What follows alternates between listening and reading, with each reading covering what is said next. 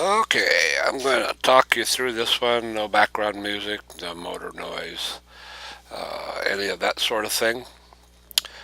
If you notice the gauge over on the second in, not the white face gauge, but the second one in from the right, that's the airspeed indicator. This gyro is locked down, parked on the taxiway, and it's indicating a steady 36 mile an hour headwind. We're pointed directly into the wind at 140 degrees from the southeast.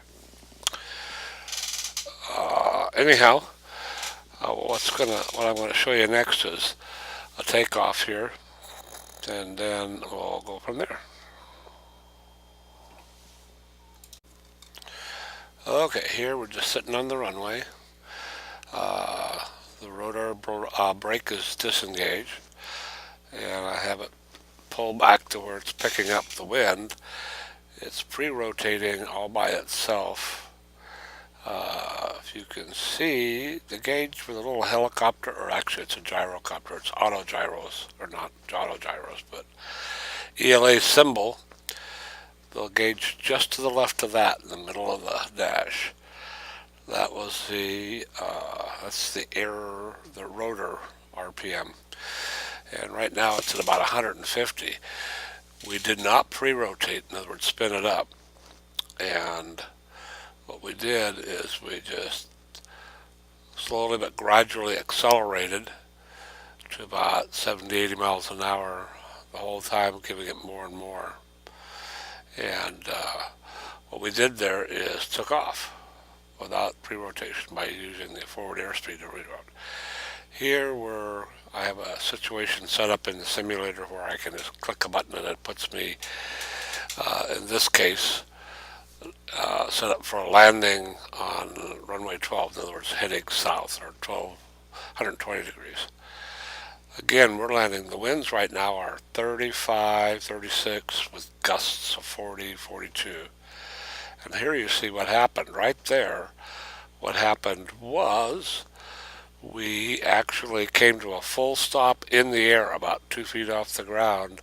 The gyrocopter went backwards about a foot, foot and a half, and set down. Can you really do that? Rare case, maybe. I don't think so. It'd be dangerous if you did. Anyhow, we've taken off again, and now we've accelerated clear up to about 110 miles an hour, staying level over the runway. Pull the stick back, and our vertical climb rate is 2,000 feet plus.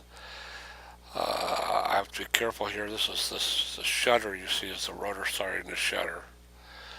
It does that if you keep pulling back on the stick. Although in real life, in a real gyro, that would just load the gyro to the point of stall and it would start slowing down. It doesn't seem to do that in this one, but that's one of the unrealistic things you face. Right now, okay, you can't see it too well, but airspeed indicators because of the gusts hitting the airplane, are gusting, as you can see right now, about 82. Just a second ago, it was up as clear as high as 100. So with the gusts hitting me head on, what's happening is we're excuse me, I have to cough here. We're seeing airspeed fluctuations. I've turned on the GPS in the center of the dash, which over little tiny numbers over on the right side of the display indicate the actual ground speed from GPS. You can see right there. It says right now I'm shooting almost a stop in the air. I'm at 30 miles, 25 miles an hour. And for a second there, we were at 1 mile per hour ground speed. So I'm hovering in effect. So now I'm pulling up again. And you can see what happens is because of the forward wind, right now we're doing 48 miles an hour on the airspeed. And I can't see what the other ones look like, 17, 18. Anyhow, it's very difficult. So now what we're going to do here, at some point, if I recall correctly, we're at 600 or 580 feet altitude above the ground, above sea level. Airport is at 155 point something. So when we're on the ground, we're at only 155. So now we're turning around here in, going downwind. I don't know what we're doing here. Looks like, oh yeah, here we are. There's the airport. And I think we go around and do another,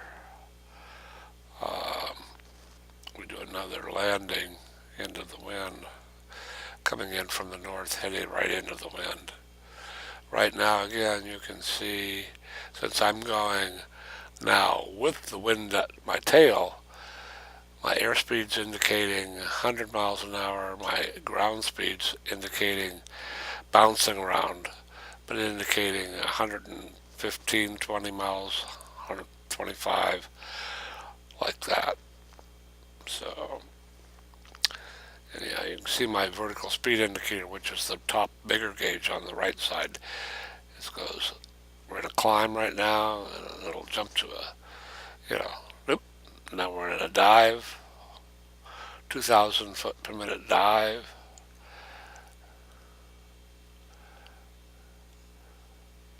1,000 feet per minute. Airspeed is 95. Ground speed's about 70. So we're actually coming in at a regular, close to a regular landing speed. There's gusts blowing me all over the place. Trying to get lined up on the center line. Pretty close. So again, now we're down, down, down, down. We touched down about 50 miles an hour indicated airspeed, 20 miles an hour ground speed. Okay, so I'm going to let it coast here. And I've cut the throttle all the way back. Throttle's at idle right now. And you can see the airspeed indicator, one right square in the middle, indicating 40, 42 miles an hour.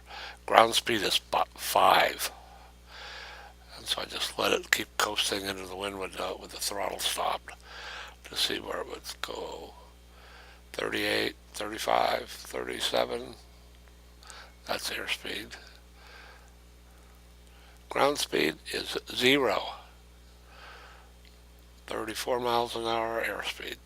So now what we're going to do is change views here. And you're going to see that I'm sitting on the ground with the engine running to hold me. And if I pull the rotor, the cyclic back to the rotor pitch up in the wind, it actually moves me a little bit backwards. It's hard to see. Now you can see it. Now I'm moving backwards. What I've done in between is I have shut down the engine. So now I have no engine to push me. And I am taxiing down the runway in reverse. We'll do a quickie turnaround here. Now I'm tilting the rotor forward to take advantage of the wind that's now my tailwind. And you're going to see, again, notice the engine is stopped. And it's kind of hard to see here, but my indicated airspeed is 0. My ground speed's about 5 or 6 miles an hour. I think I pull it in here so you can see the dash clicker. I zoom in on the dash, but not really. I could tell you if I had the screen bigger. Anyhow, we're taxiing with no engine. You've heard of no power landings. This is no power taxi. Yeah, it says, I still can't see it on this small screen. It says I'm doing 5 or 6 miles an hour. I'm cruising right along, although it looks, now I'm doing 180 there. And I'm pulling the cyclic back to pitch the rotor into the wind. And now we're backing up again. Didn't know a gyrocopter had a reverse, did you? Oh, and I hit the brakes there, and you see what I did? I slammed the tail down. I know a flight instructor that would slap you right across the top of the head if you did that. Not good. Anyhow, now what I've done is I've applied the rotor brake, and as you can see, I've locked the rotor, and I don't have the wheel brake set.